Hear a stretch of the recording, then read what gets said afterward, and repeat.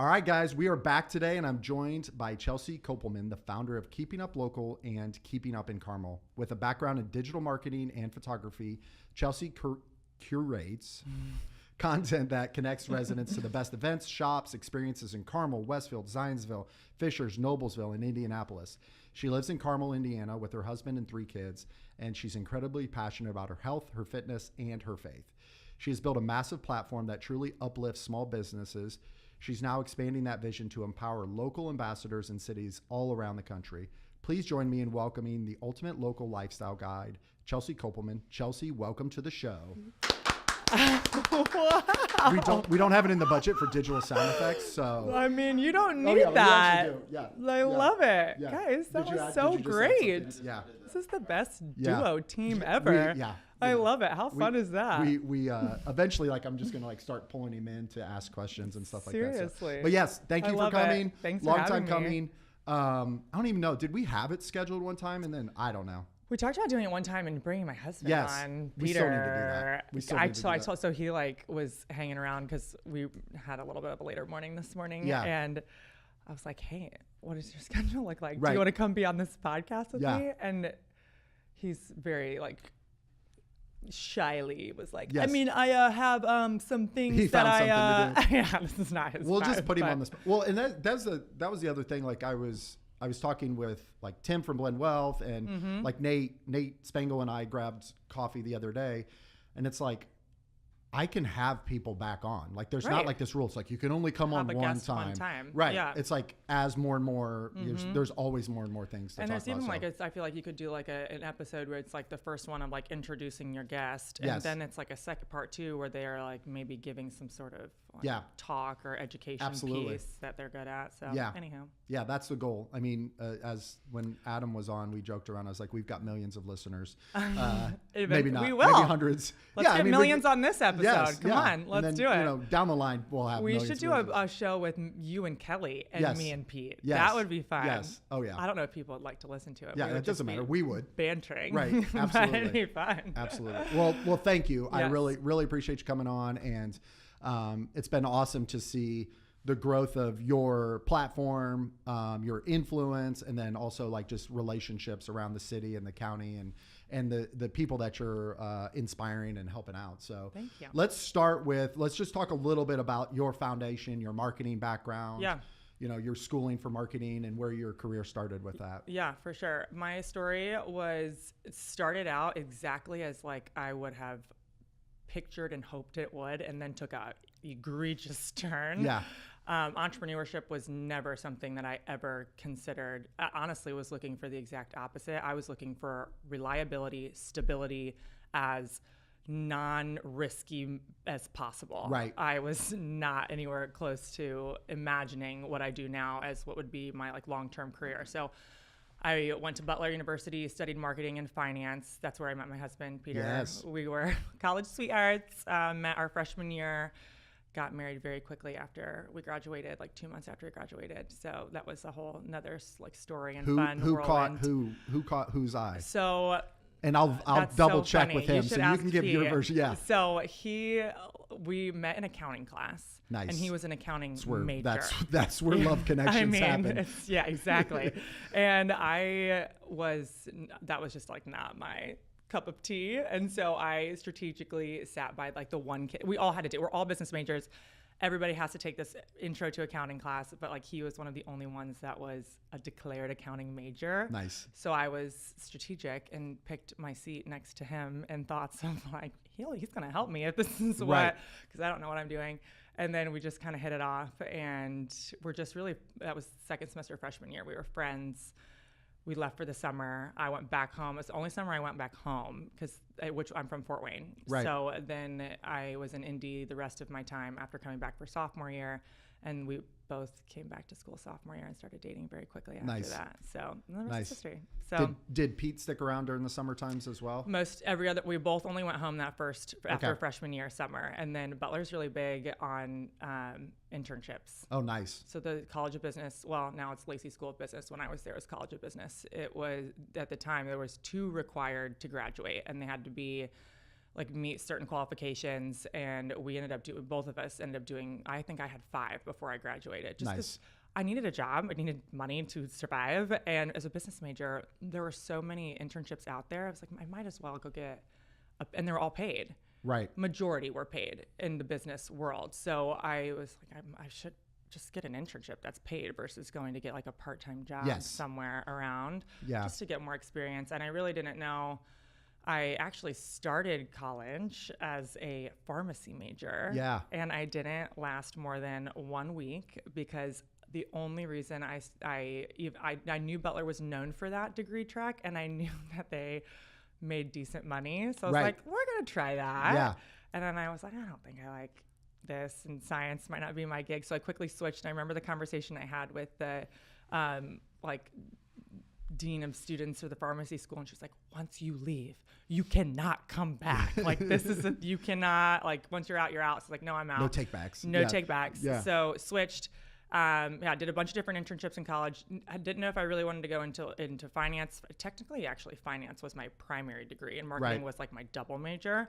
And I was exploring lots of different career paths, did most of my internships in marketing roles, and then had my sights set on the internship at the largest company in the city, and was the most stable, been around for 140 plus years. This company's not going anywhere. Right. I was like, yes, that's what I want. Like, I just want stability. I want to be able to graduate and know that I'm going to have like a stable income and a opportunity for career trajectory, could move up. It seemed simple. It seemed like simple in a good way. Like, it was just like, people have done this before. It's a career path that you can follow. You really just need to go execute. You need to go execute. Yeah. But it was also like a stretch goal, because, and almost elusive in a way, because they only hired one campus hire every year out of undergrad. And that was a challenge that I was excited about. Yeah. So it was something that was like, you know what, I mean, if I get it, this is going to be exciting. And I just remember prepping a ton for the interview and doing a bunch of mock interviews and all the things, and then ended up getting that role. Was a marketer at this, really large company. So that was that right out of school? Right out of school. Wow, nice. Interned there between my junior and senior year. Okay. Graduated, and then started, my first day was July 1. Nice. And then I worked for 3 weeks, and then we got married August 8th. Nice. So I was like, hey, it's probably a little unconventional for a new hire, but I'm going to have to take 10 days for my honeymoon. And everybody kind of looked at me like, are you like 19? Yeah. I was like, yeah, I'm 22 at the time, but absolutely loved my career there. It was fantastic. I was a core brand marketer. I spent majority of my time on U.S. brand teams there. So it's an international company. Spent most of my time working on products here in the U.S. and got to do a lot of different types of marketing. The one that I liked the most, and where I spent majority of my career, and where before I ended up leaving, where I ended at, was running the digital strategy for the brand that I was on. So when I think about what I do today, that was the most transferable piece of my previous career.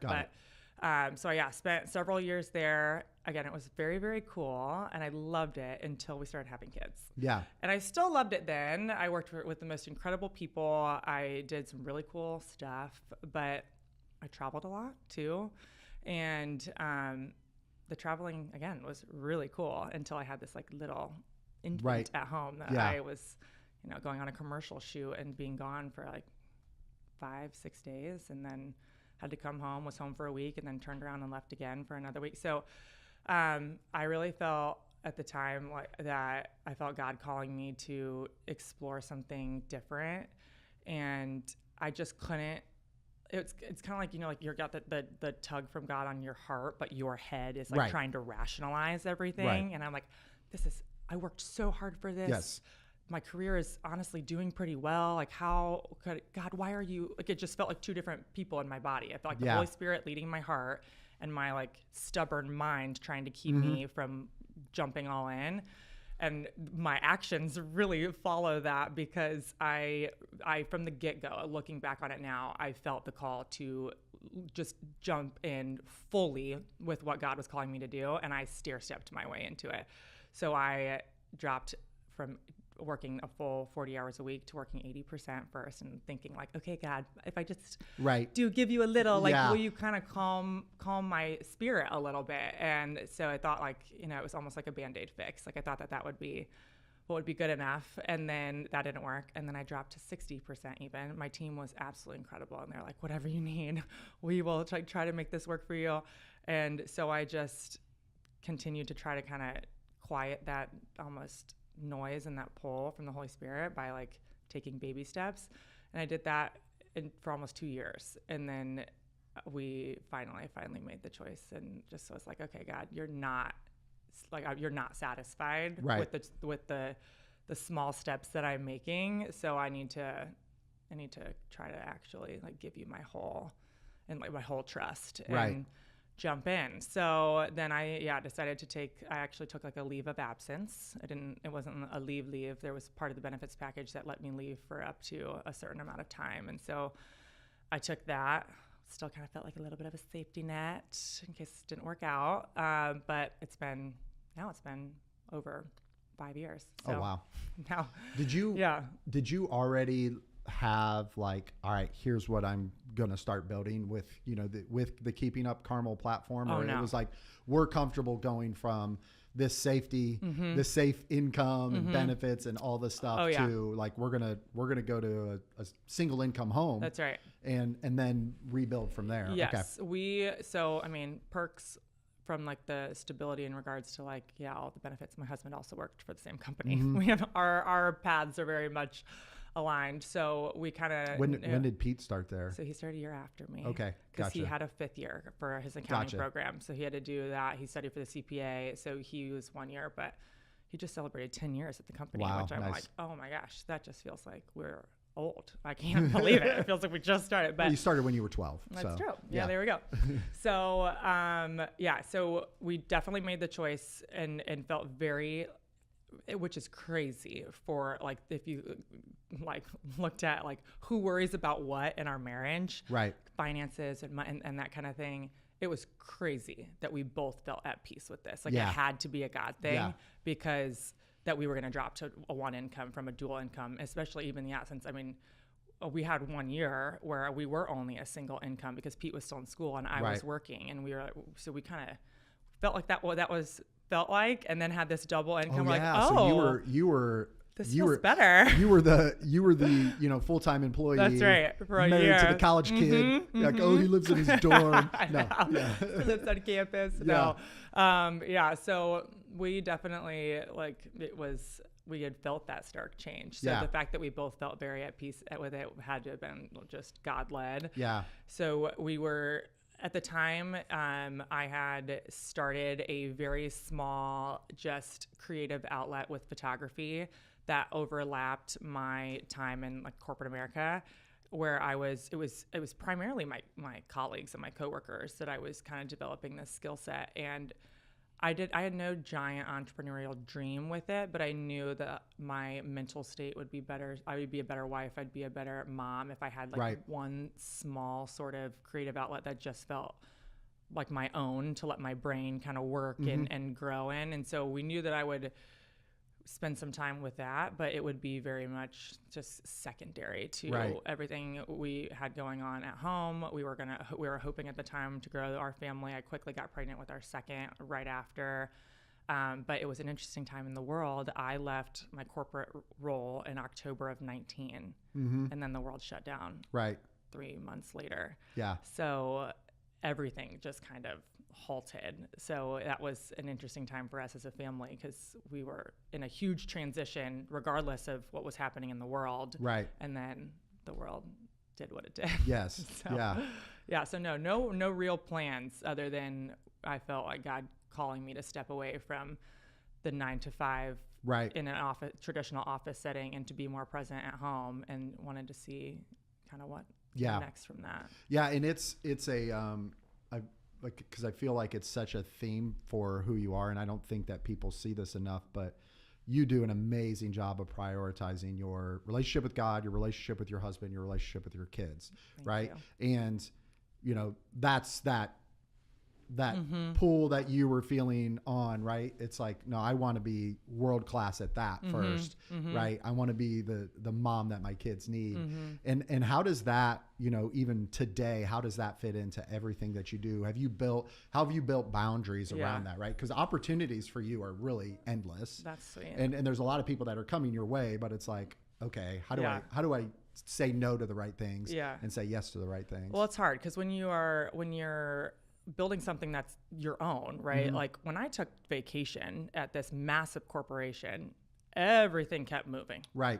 There were lots of other people who kept everything moving. But when I say no to something or we take it, now the pull is different because a lot of the time, like business just stops. You know this. Like when you're not working, things aren't really working. When you're in a small startup, something that you just dreamed up yourself and are trying to stand up. So the pressures are different. I honestly had an easier time when I was at such a larger organization setting firm boundaries because I mean, it would survive. It would survive without me. Yes. So now it's harder because at the beginning, this was something that was just kind of a pipe dream, fun, didn't really know exactly what it would turn into. And then quickly it started to my business brain started to see a little bit of, we could put a little bit of structure and scale and grow this thing.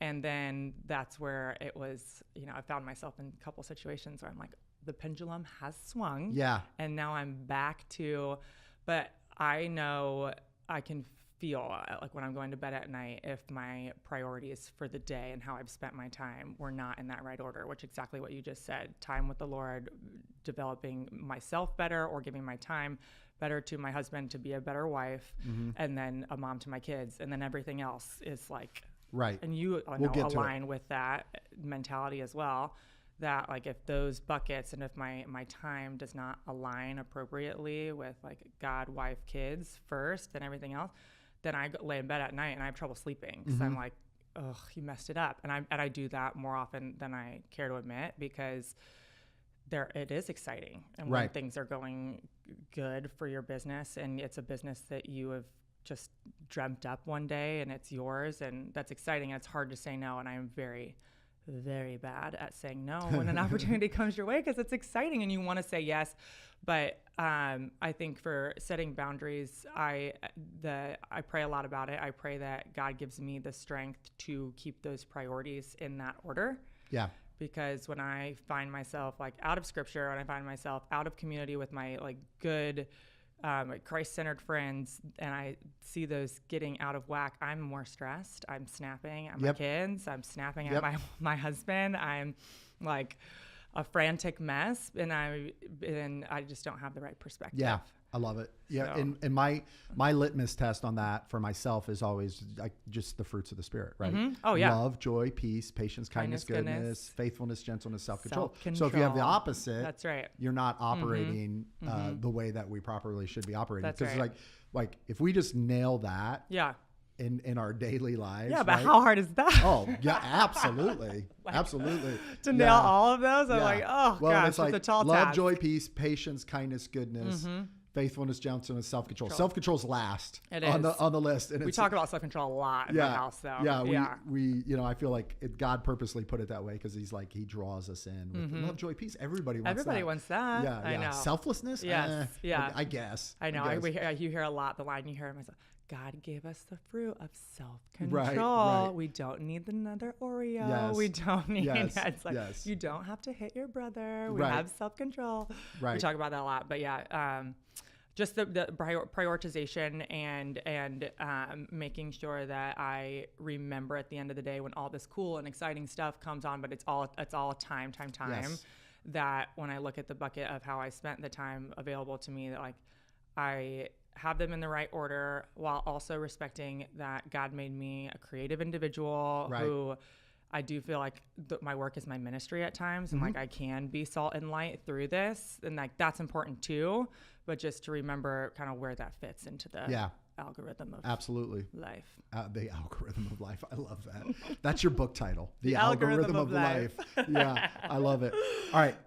Explain to the audience, what is, let's start with Keeping Up in Carmel. Yep. What is Keeping Up in Carmel, and then who do you serve? Yes. So Keeping Up in Carmel is designed to be a centralized digital resource for people who live, work, or visit this area. They have a vested interest in the north side of Indianapolis in some capacity.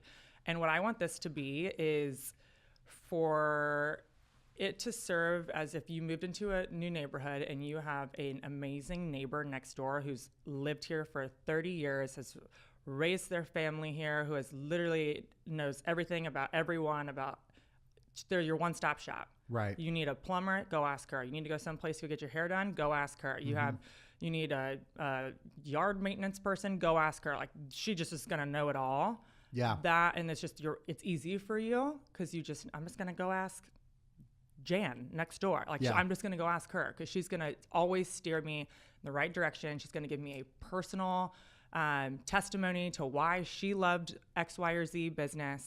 And it's easy for me. And when I moved to Carmel, I didn't have that. I'm not from here.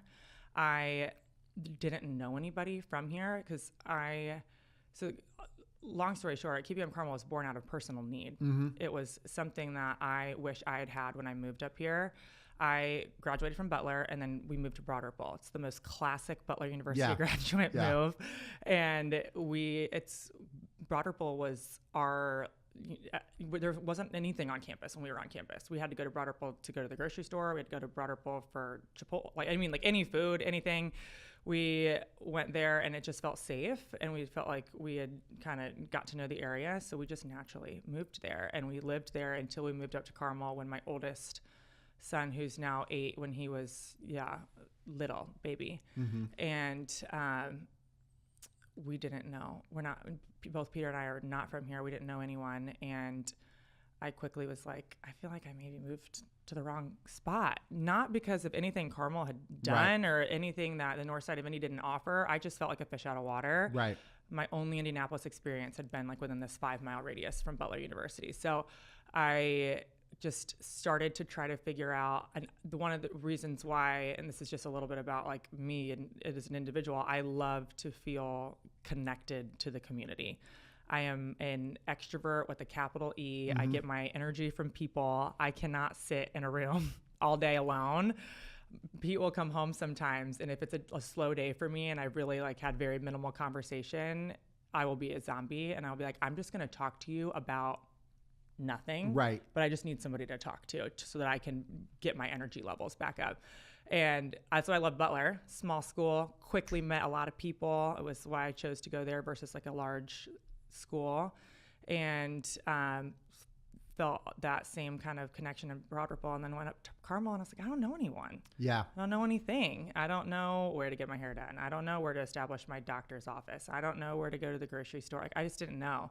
And so it was a lot of trial and error. It was a lot of me doing my own research. This is before ChatGPT, where I could just plug in, a question. I had to triangulate a lot of different websites and blog posts and things. And I couldn't find a source, like I said, like a neighbor who I had trusted that would just pull it all together for me, but not only make me aware of it, but tell me about it through the lens of someone who's actually experienced it. So once I kind of got a grip on where we had just moved, I thought, what if I tried to do that and present it in a way that was entertaining and exciting for people to get connected to where they lived. And so that's how it was born, and it was really truthfully out of something I wish I had had. Right. So right. Yeah. That's great. Mm-hmm. And typically the type you work with a wide range of businesses, which is great. Yeah. What does that typically look like? They're submitting an email, and then do you do like a discovery call with them? Yep, we do. I usually, so when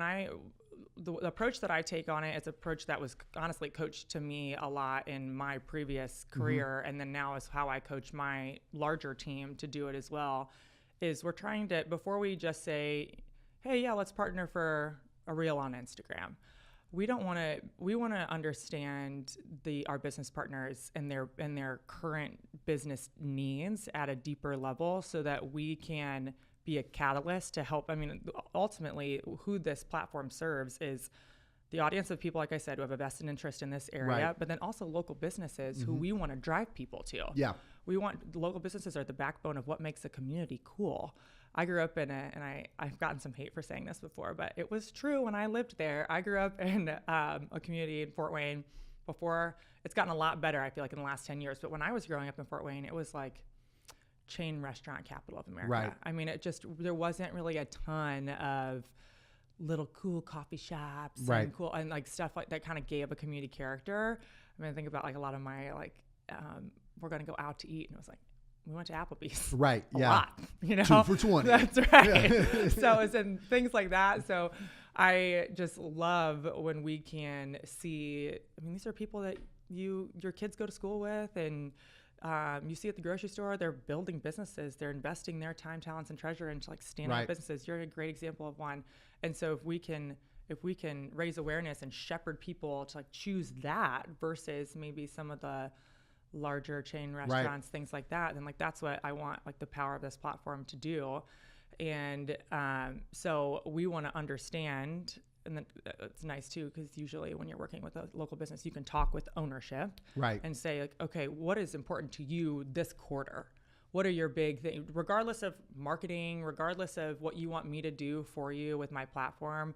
If you had to sit down with a potential investor and you were like, this is what the metrics I need to hit this quarter, what would those be? Right. And asking those kind of questions gets us into deeper conversations with business owners so that we understand where they're trying to move the needle. Then we take that information and figure out how we can apply that in our platform so that it not only helps to identify like the key differentiators for that business, like stop the scroll, what's the biggest takeaway, but also how do we position that and use this platform so that it helps those business owners meet their goals and drive the type of traffic they want to drive.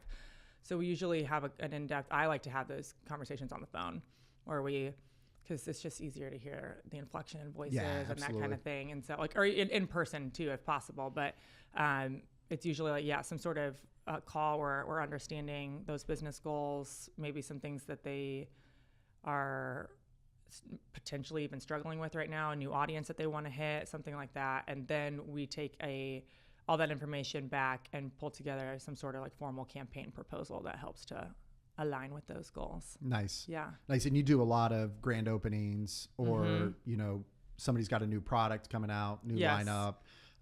Or they need a boost in the arm. Yes. Right. Yes. And you also do long-term relationships, right? Mm-hmm. Like you have long-term relationship with Java House and a couple other local companies as well. So you can work with different levels. And and I've said this many times, but like the working with local influencers is such a strong ROI when you understand the lifetime value of a customer. Yeah. Right. And, Leah was on and we were talking about bulldogs. Right. And like understanding that they still get stuff. They still get, they just tagged me yesterday. Yeah. I was like, we worked together like over a year. Yeah. I was like, that's awesome. Yeah. Like so if you are, if you are wanting a local spark, right? Like Chelsea has a massive following and that massive following is local. Like she's got the data to support that. And you understand, okay, a new customer that comes in the door is going to equal this over the course of the year or the course of the lifetime. It makes the ROI insane in a lot of these situations. So we have been trying to, as a team, track ROI a lot more closely because I mean, in other industries that I've been in, ROI numbers, you're excited to get like above 1, that's an exciting situation. And we are seeing ROI numbers at times. Like Leah's a great example where we like stopped calculating it because it sounded like a made up figure. Yes. It was like, the math's got to be wrong on that. Yeah. And which is exciting. And I think it's a testament. And this is something I feel like I've spoke to the Bulls in Business group about this before. In that, did you say bulls in business? I'm just kidding. BOWLS. We about like this I think you're totally right in that content creators are a huge arm in helping a marketing strategy succeed. They're a piece of an overall marketing strategy. But if you're a local business and trying to diagnose like who do I want to use, trying to find a content creator that does have that authentically built local audience is so critical. Because unfortunately, which is like, this is like my least favorite part of this industry, is that it is very easy to fake your number, like to fake your numbers, to fake your performance. And to a larger brand that may not really care where your following is geographically located, it's okay if you maybe mass accrue followers from all over the country through some sort of group or something. Like that might be okay for a brand that has a national presence. But if you're a local business, it's so critical that the audience of whomever you're working with is authentically built locally, or else, I mean, if the goal is to get people in the door, and they live in South Dakota and you're in Indiana, it's going to be tough. So, Well, and you mentioned Bulls in Business. You know, you emceed our 1 year anniversary, and you also spoke. You know, we'd love to have you back to speak sometime this year. But when you spoke at Bulls in Business, right? Like we were, you know, I would say it was like early on in our friendship, and we hadn't really talked a lot about your, you know, your marketing chops and your background and stuff. And when you came to Bulls in Business, like you melted faces in two categories, right? Like number one, and I honestly, it was massive because I feel like it helped take us to another level for Bulls in Business, was you came out guns blazing about your faith and how faith impacts and drives everything that you do. You didn't hold back on that at all. And I applaud you for that. And, you know, we're still feeling the ripple effects of that. But then also just talking about how a small business can, you know, strategize on marketing. And, you know, you weren't there promoting yourself. You were there bringing impact to a group of 100 people. And, you know, that'll kind of help with this next part, because I do want, it's like, the people that listen to this are small business owners. It's mainly the Bulls in Business. And part of the goal is like, I want to help equip people. That's right. And, you know, when you think about beyond just like, oh, work with somebody from Keeping Up Local or local, but like great. What, you know, you work with a lot of boutiques, you work with a lot of gyms and service-based businesses. It's like that touches like 80-90%, but just picking one of those categories, like one of your favorites to work with, and tell me like, what, if you're the business owner, what would you do? What kind of steps could they take just by themselves? If they're like balling on a budget, right? Like what would you do if you were in their situation? You're like, I need to drive more eyeballs or drive more foot traffic into my store. Into your store. Yeah. So I think a couple things. I think, and I use Leah a lot in this example, and I'm speaking to other partners because she is, shout out Leah. Yeah. Maybe we'll get you a little clip on IG. Yeah. She is such a great monitor and tracker of things of campaigns that she tries, and then optimizer to like, let's continue to do what works and leave out what doesn't work.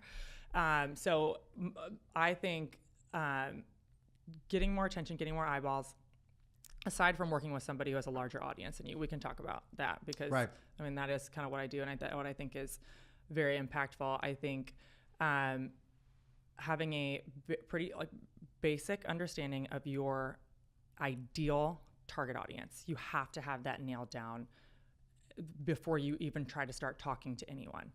Ideally, if I could hand select every single person who walked into this store, what would they look like? And try to understand them at like not just a demographic level, but like what motivates their behavior. What is, you know, try to put yourself in, it's the thought of like people buy the why, not the how. Like the how is really like the demographic data. Like they're this old, they live in this area, but what do they care about? Where are they spending their time? If you're a business that has a need for like disposable income, like what are they currently spending their disposable income on? And then if you had to tell this person one thing, and this is what I try to do with my platform and try to get in these discovery conversations, get to the answer of this. if you had to tell an alien one thing about your business that they only had the capacity to remember this one thing, and this one thing had to change their behavior, what would that be about your store? What would that be about your business? That is your positioning statement. That's like the formal marketing term, is your positioning statement. And usually that's iteration number 12 from the first thing you think it is. Right. The first thing, it usually is like relatively surface level. And then you're kind of play like the toddler activity of like, but why? And why? And why? And why? And then you answer that question so many times that it gets to a root, like core belief or insight about your target audience that you are meeting. And that's an activity that I like to, it's fun for me to go into like that kind of conversation with a business owner when I hear something that's like, you know, relatively surface level as their positioning statement. I'm like, well, you know, 5 other people in your category could probably say that same thing, but what's the one thing that only you can say? Yeah. And people might be nervous that it might be too niche, but owning a niche at the start is a great, and then expanding exactly. from there. Yeah. Being the person to own that niche is like consistent growth, because no one's going to do it better than you for that group of people. Right. And then once you own that, then we can talk about scaling. But like, let's own something for someone at a very specific level. That's usually my guidance first. That's awesome. Yeah.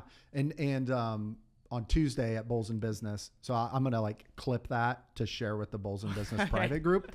But on Tuesday at Bulls in Business, I was like doing a very basic entry level on how people that are not using AI or barely using AI, how they could use it. And I love the conversations. Like I use Claude now for the majority of transition from Chat GPT to Claude. And you know, the voice mode where you're just having a conversation, like you were talking about starting at a toddler level and then you're going back and forth. That's where Claude would be an unbelievable resource, right? So Bulls and Business members that are listening, you know, really thinking about the positioning statement, right? For your business, and identifying, and then tell Claude to be strong and to be and think of it and like don't just agree with everything I'm saying. And then you know that'll give you a good starting point, and then go to some friends and go to some colleagues and be like, hey, what do you think about this? And then use that as your kind of your filtration system for what you're doing marketing wise. Because AI is it's almost like a market research study group for you. But it will agree with everything that you say unless you tell it not to. And I have started to get to the point where I've been like, I think this reel hook is crap. Right. I need you to make it better, because if not, it'll be like, I think that's great. And I'm like, I know it's not great. Right. So I've been very specific with it recently to tell it, like, I need you to innovate or give me a different angle. Like, don't. And then it still might not give me something that I think is 100% there, but it at least starts like a different avenue of creativity in my brain. That's like, oh, I like that word. I'm going to add this word. I'm going to add this word. And it's probably a word that I clearly didn't have when we started this conversation. So I have definitely encouraged my team to use AI more so as like a initial sounding board, market research study, almost like a focus group kind of thing. And then refine from there, because it really will. Yeah. Dan Martell, author of Buy Back Your Time, he talks about the 10-80-10 rule. And we were talking about that at Bulls in Business as well, where the first 10, it's your vision, it's your idea, pump that into AI, let it do a bulk of the work or research or give me some stuff. And then you edit and refine. You do the last, refine and do the last 10%. Yeah. What platform are you using? I use Claude mostly. Okay, good. I use Claude for business. Okay. If I'm like just on the fly asking it something random for my life, I'll put it into chat. I don't know. I think it's because when I just put C into the searching of my apps, chat comes up first. Yes. So if it's not something that I am like KUIC or Keeping Up Local related, I'll use chat, but I use Claude for most business stuff. Good. Yeah. I've been I converted over, and it's so awesome with Claude, because when you first sign up for Claude, it's like, here's a prompt to go get all your information out of whatever AI platform that you're using. And same cost as chat, but it just seems like it's performing at a way higher level. Yeah. And we like, it's the boys and Kelly are annoyed by how much Kelly's always like, go talk to your bestie. Go talk to your bestie. Yeah, about how to, whether it's something for indie photo fun or whatever. But it's a great first like question ask, and then you take it to. Yes. But I do like to run things. By that's awesome. Yeah. All right, you mentioned keeping up local. Yes. And your squad. Yeah. And I want to talk a little Dream bit about team. the dream team. But before we do that, okay. This is sponsored. No, I'm just kidding. All right, Michaela. Yeah. I don't usually use Michaela? Yeah, your Kayla. Yeah.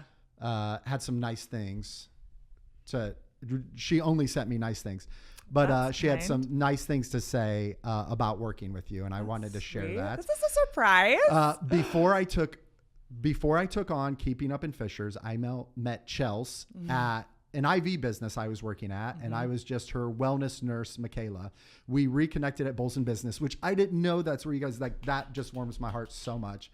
And I'm so grateful for that. It's honestly hard to put Chelsea into words because she's been such a huge role model for me. The opportunity she's given me and the belief she has in us doesn't go unnoticed. I'm beyond thankful to learn from her. I'm just really grateful for her and everything she pours into our team. Chels is the real MVP. That is so sweet. So I messaged a couple of the girls that, like, I would consider friends. Yeah. And they must have, like, all started texting each other, because then I had a bunch more. So sweet. I can't read them all, but I got to do one more. Okay. I got to do one more. That's kind. This is so sweet. Thank you, guys. And your girls are just awesome, right? They're like so good. Yeah. I don't deserve, like, how good they are. Yeah. And it's like, how awesome great. it is. How awesome is it for you that, like, you get to do worthwhile work with people you love? Right. Right. Exactly. Like, that's like the dream. Yeah. Absolutely. Yeah. Okay. So Amanda said, I had the opportunity working with Chelsea in the corporate world. She made a lasting impression on me from the start. She was the first person I saw who could confidently lead and take control of a room, regardless of her title or tenure. Whether or not she was the boss, she carried herself with clarity, confidence, and she knew and honest about what she didn't. What she knew, and she was honest about what she didn't.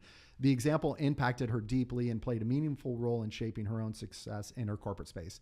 Later, when she made the decision to step away and stay home and raise her children, she found herself inspired again over your conviction and your willingness to just act on it as well.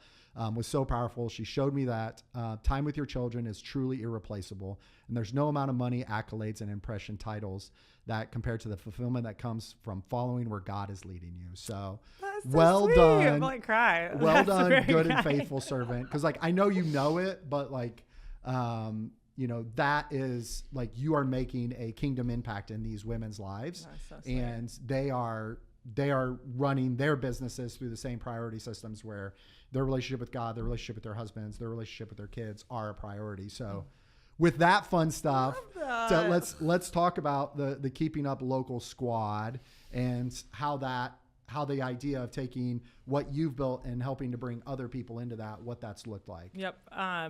It's so, like I said before, which about my personality style, I am not a lone wolf in work. If I have to do something alone, I'd probably rather not do it. Right. I mean, I don't like to spend time alone.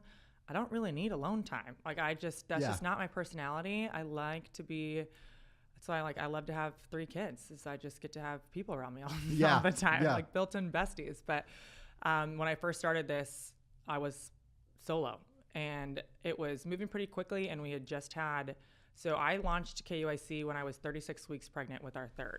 So life was crazy that first year, because we had a baby, then we had a newborn, and then it grew really fast on Instagram, and it was like a whirlwind, and it kind of very quickly turned into more of a business than a creative outlet. And I was trying to play catch up with it, truthfully, because we had so much going on in life. I had 3 under 4 and under at the time, and it was just wild. So I don't know that I really realized, like, how many things I did alone in the work capacity, because also, like, my family's involved in a lot of it in that first year.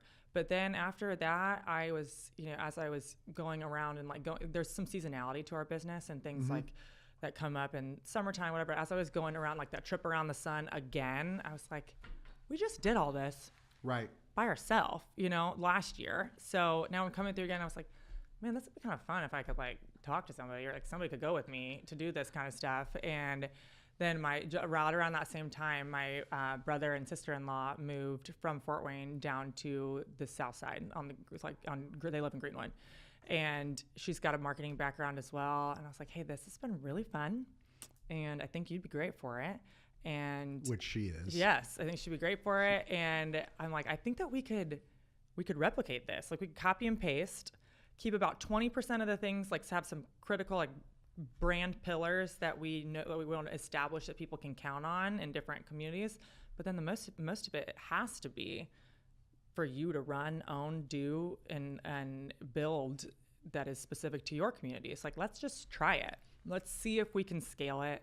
Let's see if the concept will hit in another demographic or another geography. And so she launched. It also started going really well. There was really nothing like it on the south side of Indy. People like to see the south side getting love and getting, having this highlight reel for their part of town.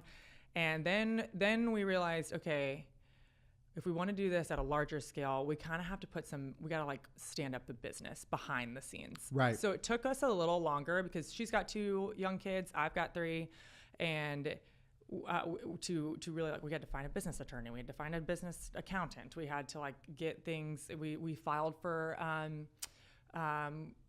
copyright and trademark for things. Nice. And so all that, like, it was like, oh, okay, this is real. So we took some time. I always get the timelines off, but she was up and running. We were both up and running for at least a year while we kind of got our ducks in a row before we started. But once she launched and we realized that, like, this could be something, right, we were like, okay, this could be a larger scale thing. And that was always the plan. There was a bit of time gap between her standing up our first affiliate and then when we launched actually officially Keeping Up Local. It was just Keeping Up in Carmel and Keeping Up in Greenwood for about a year or so. And then, October of 2024, we had done all the branding work behind the scenes, and then we took it nationwide, Keeping Up Local launch. And so the goal, the thought there was, we would equip new affiliates with about 20% of what you would need to, if you look at like filling a content calendar for a week, we'd give you about 20% of what that could look like. And it's going to be consistent across every single affiliate part of our organization. And it's going to be dependable. That is primarily anchored on our weekly event list. So our tagline is that if you are plugged into any Keeping Up Local affiliate and a part of the community, there is 365 days of things to do in your community. You will never wake up one day and be like, there's nothing to do here. And when do you send that out? We send it out. It's for free to subscribers on Sundays that you get the full week. And then we pull it through on social just because we have larger exposure numbers on social. So we pull it through on social and post it on Monday morning for Monday through Friday, and then post it again on Friday for Friday, like a weekend roundup. And what happens if you're an hour behind on that? I get emails. I loved when you told me that the one time, and it was like, I need to do something with these kids this week, that's Chelsea. Right. Yes. What's the holdup here? I know. I'll never forget the first time that I realized, like, oh crap, people read this. I was at the state fair. It was like a few months into publishing this. And I lost track of time. We're at the state fair. We're riding rides. We're eating food. Right. I mean, like, we're having time of our life. And I usually send it out at 3:00 on Sundays. I got to my car and it was like 6:00. And I had DMs and I had emails like, I love it. Where's the list? And I was like, oh my gosh, people are like counting on this. This is great. So, but I was like, okay, gotta be on it. So, yes. So when a new affiliate starts up, we kind of give them all the training. And then we also, like, I act as like a business coach to them. Yeah. So, what have I found successful? I mean, I have an individual relationship with all of our affiliates, and just kind of coaching them to kind of operate at the highest level in this space. So we're all learning. It's been great because everybody comes from, on our team has we have some like diverse backgrounds and professional history. So like people are bringing in like lots of different viewpoints, and everybody's learning from each other. So yeah, now we're at 10 10 affiliates across the country. We've got some in the Midwest, some as far out as Albuquerque, New Mexico. That's which is awesome. fun. It's been very cool to. She sent me a message as well. Bree? Oh, yeah, that's pretty so much great. all the girls That's did. so Obviously, we sweet. don't have time to read them all. That's but so kind. They're the best. Yeah. It's been cool just to. I mean, we get to chat a lot via Zoom most of the time because there's several girls who don't live here. We all get to be in person together though this summer. We have a retreat coming up, and I'm like Nice. so excited. Nice. So yeah, that's a great team though. But yeah, that's kind of how it started. Yeah, that's awesome. Thank I love you. it. What does growth look like for you? Is that TBD, right? Or Yeah. Yeah. No, it's a good question because it's hard to, in my previous career, like I said, like if you were like, I could even probably answer that question now for what my previous career path is Right. because there's other people who've walked it. And it's like, okay, this is what you typically do. Then I'd move into this director role and then I'd be this director, like that. This is especially with Keeping Up Local, there's not an organization out there that does what we do exactly. So we're Right. very much building the bike as we're riding it. I mean, we're learning new things every single day, every year. Well, yeah, October will celebrate 2 years of Keeping Up Local being around, and it is drastically shifted from even those like short period of time of what I thought it would be to where I think we're going in the future. So I think ultimately I would love to see us continue to grow in geographies. I would love to, right now it's been a lot of like just traditional organic word of mouth and thoughts of, I saw your post because I live in Carmel, but my sister lives in this place and I think she'd be fantastic for it. So I'm going to refer you to my sister. And I know she's like, good for this role. And I interview or whatever. We have an application system online and been reviewing with that. But eventually I think we'd like to start, if we don't get them organically, like start placing targeted ads in tourism destinations. I really want to grow in places that people visit on for fun. Like, for example, we visit this island off the coast of South Carolina near Charleston called Kiowa Island. And that's where we go for spring break. We've been there. This is our 3rd year going. It's absolutely perfect. We love it. But there's always one day on spring break that's not like, at least one day that's not beach weather, and because it's not that far south, and we want to go explore something, or we want to go try something new, and there's not a Keeping Up in the Charleston area, and every time we go there, I'm like, gosh, I wish there was a list. Yes. Because I could give you like 10 Keeping Up in Savannah. Yes. Keeping Up, yeah. I want a list because I want to know what the locals would think are fun, something new for me and my family to go try while we're here. And I think something like that would really start to make it more of like a household name. Yeah. Oh, you're visiting so-and-so. Like, just check in there's a Keeping Up. There's a list every single week of things to do while you're there because we never miss a day. So I think eventually I'd love to start targeting places that people go to visit for vacation or for fun. Yeah. Even looking at like where are people moving to, right? Like this city in North Carolina, let's say, is seeing a huge spike. Yes. That means that there's going to be a larger need for what you're doing as well. Luckily, like that's where you planted just happened to be there. That's right. Right? When Kyle Engel was on the podcast and we were talking about it, he was like, we just kind of stumbled upon Westfield to live in. And then I became a real estate agent. It's like, and it was like, it wasn't part of the plan. It's like booming. Just like, just jump in into like the hottest market at the hottest time. So that's great. Yeah. So eventually I'd love to do that. I mean, love to continue to grow. I mean, now it's an interesting role because I wear the 2 hats of running Keeping Up Local, but I still run the Keeping Up in Carmel affiliate. So I still want to see like steady growth for Keeping Up in Carmel too. But I mean, we're just taking it day by day. Learning. Yeah. And you're I think that you're extraordinarily talented at emceeing events. Is that something you want to do more of? Right. Cause I know you just, did one on Wednesday. Oh, did you? What did you do? There is the Carmel Gateway, that's right. Office Park complex we did a ribbon cutting for their large like outdoor amphitheater, and they had Mayor Sue Finkham there to speak, and they needed an MC. So they asked me to MC, and and then you're doing what's the event? The Women Build It. Yes. Yes. Okay. Yeah, with with Adam and his team. Yeah. It is something that I always leave being like, I'm glad I did it. Right. But I do get, I gotta figure out, I need like a coach or something. Cause I do get like nervous leading up to it. And it kind of like stresses me out leading up to those things. But which I think maybe it's like a blessing. And I just had like a teaching moment with my kids on Wednesday, because that's when I emceed this last event, especially as my older one is like he's in first grade and trying new things and experiencing new things for the first time. And we talk a lot about like nervous is normal, and like it's okay to be nervous. It doesn't mean like something's wrong with you. It doesn't also mean that you have to remove the thing that's making you nervous. Like sometimes you just have to, if it's something new, maybe we can be more prepared for it, and that'll make you less nervous. And then you do the thing that makes you nervous, you realize you can do it, and then you come home thinking, okay, I can do that kind of stuff now, and I'm more confident in myself, and it develops like a new sense of independence or confidence in my ability to do hard things. And that was me on Wednesday. It was like, so I'm going to clip that and you're just going to have it like, so when you feel, just play it back to me only, yes, please. Yeah. Yes,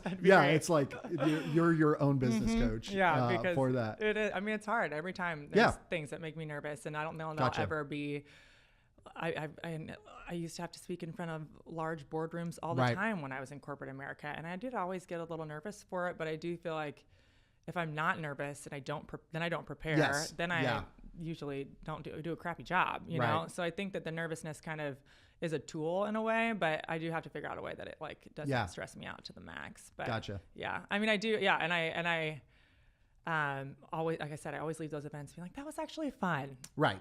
You know, like I actually really enjoyed that. Yeah. So yeah, I think I will keep getting asked to do them. So, and I have a tough time saying no. So I guess I will continue to do them. Good. Awesome.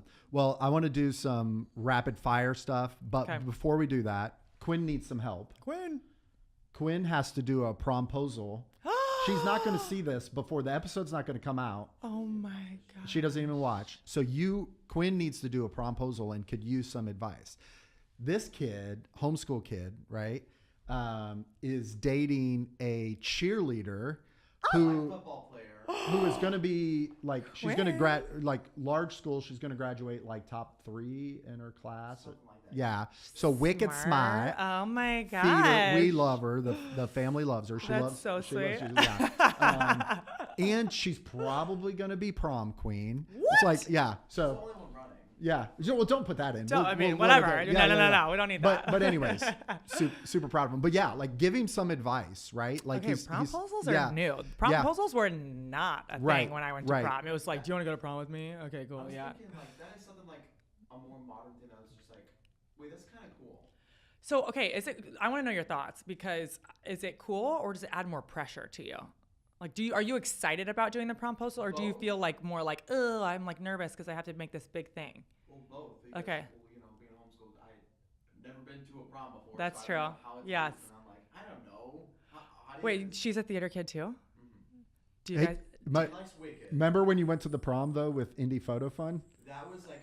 And he saw public school kids dancing. And he was like, what is happening? Getting low. They're so close together.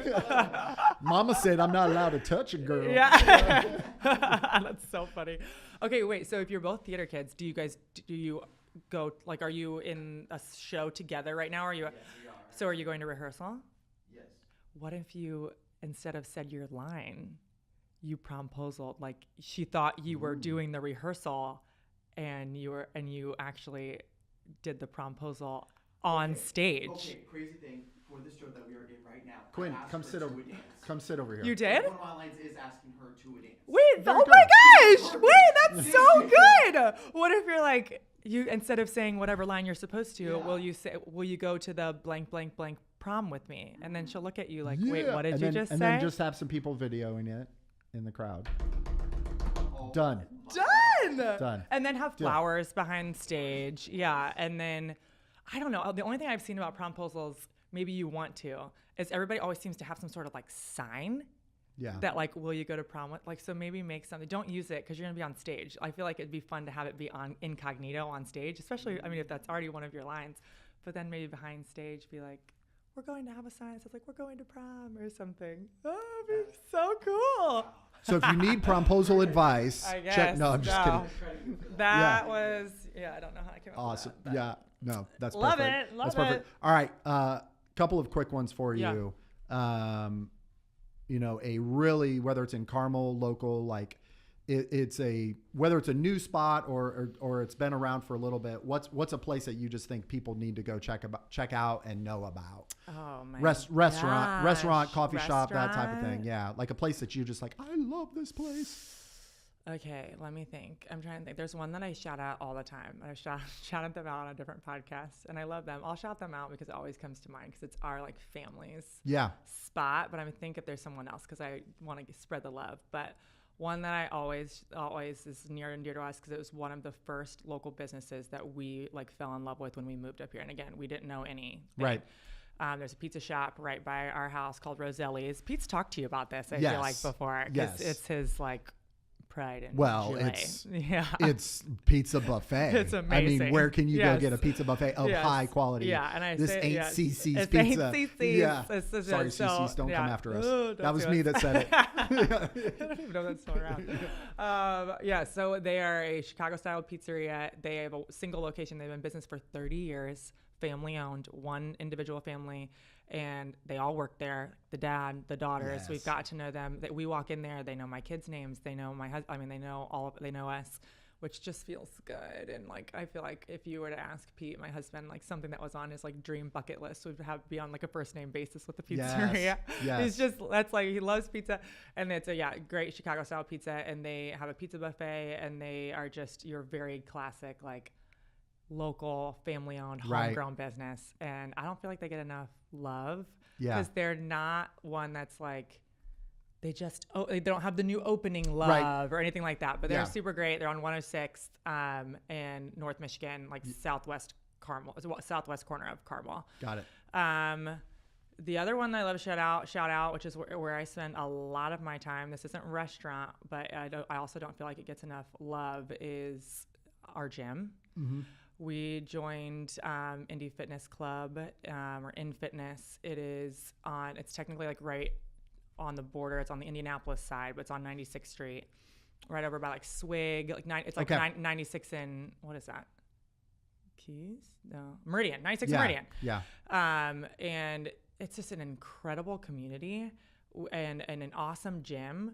And it kind of flies under the radar. And I mean, I've tried to kind of like give it love recently because I've been sharing a lot about this publicly, but I went through like a terrible back injury 2 years ago, lifting kids and being a lot weaker than I thought I was in like my like central core area. And at one point was like being very heavily told to consider from spine surgeons of like getting a spine surgery on where my disc was herniated. And I was 31 years old at the time. And I was like, that was not on my life plan of having a spine surgery at 31. Like can we try other things first? And I was just actually chatting in DMs with somebody who is going through the same thing. And I was like, I just wish I would have found this place earlier because it's helped me regain my strength and overcome from this injury. And it's just a great community of people too. So if you're looking for a place to kind of like get healthy and restart your wellness, it's fantastic. Yeah. I love it. Awesome. Yeah. Awesome. Mm-hmm. Well, thank you for coming on the show. Yes. I appreciate it so much. Super proud of you and your team. And, I love that you're, I also know just from, people that I interact with, you also look for mentors, right? Oh yeah. And I think that You're one of my favorite I tell people that all the time, be a mentor and find a mentor, right? Mm-hmm. So it's like, don't think that you're ever where you need to be. Mm-hmm. Always be finding people to learn from and grow from, in that sense as well. And, I said, like, just, you keep your faith at the center, right? And that's just, it's so important, especially in today's age, that more moms that are just getting started, that, it's hard, right? It's so hard and, at times. And you're not out doing what you're doing and somebody else is being mom. You're not outsourcing that. I right? can't outsource that. You no can't way. outsource Yes. that. Yeah. Yeah. You're God called you Yes. to be the mom of That's those right. three. Nobody else is ever going to be their mom. Yeah. Right. Yeah. And so I'm proud of you for what Thank you're doing you. with that. Thank And, you. really appreciate your friendship. And we'll get Pete on here next time. I appreciate your For sure. mentorship. You're like one of my best and favorite mentors. And there's never a time that I go to a new place that somebody doesn't come up to me and be like, you know Alex Yeater, right? And I'm like, yes, I do. How do you know Alex? And they always have some sort of story of some connection with you. So it's been I appreciate so that. fun. Appreciate but thanks for having me on. Awesome. Thank you. Yes, thanks.